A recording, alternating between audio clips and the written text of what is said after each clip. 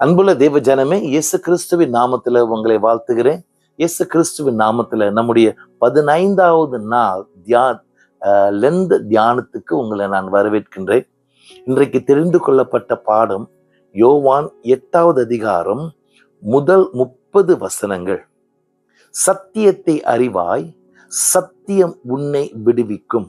ஜெபிப்போம். என் ஆண்டவராகிய கர்த்தர், எங்களுடைய வாழ்க்கையில பலவிதமான காரியங்கள் விடுதலைக்குள் வர வேண்டும். நீர் விடுவிக்க வேண்டும், நீர் ரட்சிக்க வேண்டும், நீர் புதுப்பிக்க வேண்டும். என்னோடு கூட எங்களோடு கூட பேசும் பரிசுத்த ஆவியானவர் அவருடைய அருமையான கிரியை எங்களுக்கு வந்து எங்களுடைய வாழ்க்கை முறை, எங்களுடைய சிந்தனை வழிகள் மாறட்டுமே. உண்மை நாங்கள் பிரியப்படுத்தணும்.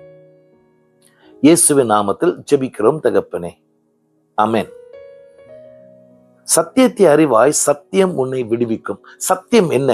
இயேசு கிறிஸ்து சொல்லும் காரியத்தை நம்ம கொஞ்சம் பார்ப்போம். நம்பர் 1, நானே உலகத்தின் ஒளியாய் இருக்கிறேன். என்னை பின்பற்றுவன் இருளில் நடவாமல் ஒளியில் நடப்பான்.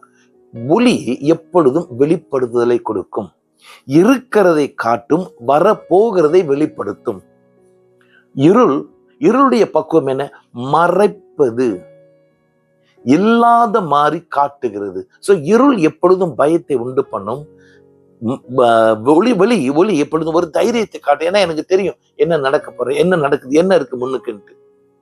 கர்த்தருடைய பரிசுத்த நாமத்துக்கு ஸ்தோத்திரம். இயேசு கிறிஸ்து மறைமுகமா இருக்கின்றதை, ரகசியங்களை உடைத்து போட்டு, இருளை உடைத்து போட்டு, அந்த இருள் மேல் இருக்கும் பயத்தை உடைத்து போட்டு வெளிச்சத்தை கொடுக்கிறார். ஒரு வெளிப்புறத்திலே கொடுக்கின்றார். அது உண்மை. அது நம்மை விடுவிக்கும். இயேசு கிறிஸ்துவை அறிந்தா பிதாவை நாம் அறிய முடியும். இயேசு சொல்லுங்க, என்னை அறிந்தா பிதாவை அறிய முடியும். ஏன்? அவரும் பிதாவும் ஒன்று. கர்த்தருடைய பரிசுத்த நாம ஸ்தோத்திரம். இயேசு கிறிஸ்து ரொம்ப தெளிவாக, பிதாவும் நானும் ஒன்று. பிதா செய்கின்றதை நான் செய்கின்றேன், பிதா கற்றுக் கொடுக்கிறதை நான் கற்றுக் கொடுக்கிறேன். பிதா ஊழியம் செய்து கொண்டே இருக்கின்றார், நான் ஊழியம் செய்து கொண்டே இருக்கின்றேன். அந்த ஓய்வு நாளை குறித்து பேசும் பொழுது இயேசு என்ன சொன்னார் தெரியுங்களா? பிதா இன்றைய வரைக்கும் ஊழியம் செய்து கொண்டிருக்கின்றார், நான் ஊழியம் செய்கின்றேன். Price God. சோ அடுத்தது சத்தியம் என்ன? மனுஷன் பாவத்தில் சாவான்.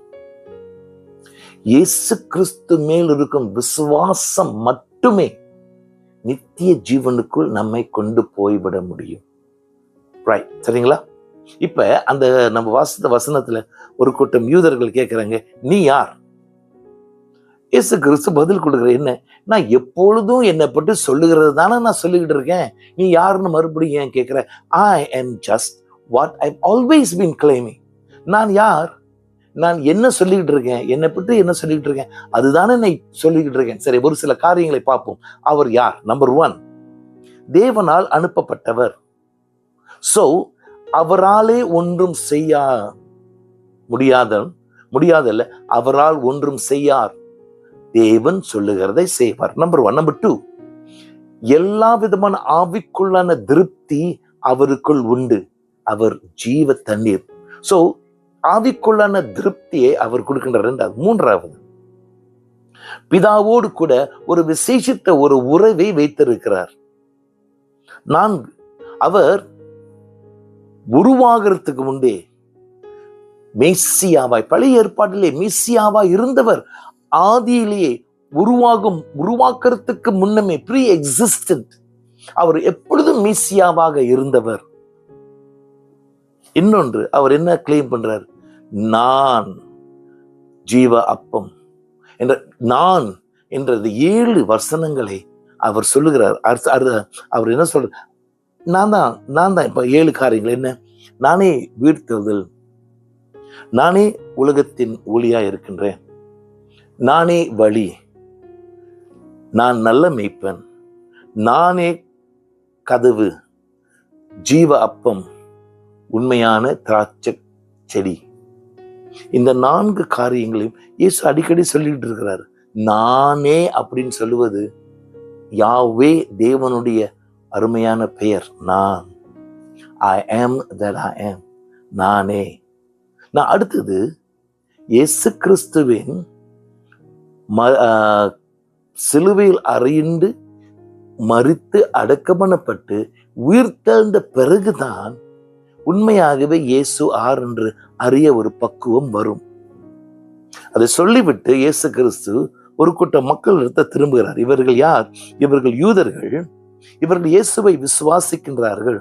இவர்கள் இயேசு இவர்களை பார்த்து என்ன சொல்றார்? ஐயா, நீங்கெல்லாம் உங்களுக்கு ஒரு விசேஷித்த ஒரு ஒழுங்கு கொடுக்கிறேன். என்ன ஒழுங்கு தெரியுமா? என்னுடைய போதனையை விசுவாசி, என்னுடைய போதனையை விசுவாசி. நீ விசுவாசித்தால் உன்னுடைய பாரம்பரிய நம்பிக்கையா இருக்கும். சத்தியத்தை, கட்டளைகளை கை கொள்ளும் ஒரு பக்குவம் இல்லை, விசுவாசிக்கும் பொழுது ரட்சிப்பு வர முடியும். சோ இயேசு கிறிஸ்து சொல்லும் ஒரு காரியம், சத்தியத்தை அறிவாய். என்ன சத்தியம் தெரியுமா? இயேசு கிறிஸ்துவை விசுவாசி. கிரியை இல்லை, விசுவாசமே ரட்சிப்புக்குள் கொண்டு வரும். அவர்கள் இந்த யூதர்களை பார்த்து ஆண்டவர் சொல்றாரு, இவ்வளவு நாளாக இந்த பாரம்பரியத்தை, இவ்வளவு நாளாக இந்த கற்பனைகள் உன்னை கட்டி வைத்திருக்கிறதே, அதை உடைத்து போடு, சத்தியத்தை அறிந்து கொள். சத்தியம் என்ன? இயேசு கிறிஸ்துவை விசுவாசி. கர்த்தருடைய பரிசுத்த நாமத்துக்கு ஸ்தோத்திரம். இந்த சத்தியத்தை இவர்கள் அறிந்தால் என்ன பெரிய ஒரு விடுதலை நமக்கும். தெய்வ ஜனமே, நாமால் ஒன்றும் செய்ய முடியாது. பிதாவானவர் இயேசுவின் மூலமாக நமக்காக எல்லாம் செய்து முடித்தவர்.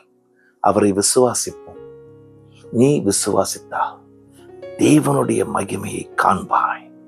ஜெபிப்போம். என் ஆண்டவராகிய கர்த்தாவே, எங்களுடைய விசுவாச வாழ்க்கையை சீர்படுத்தும்.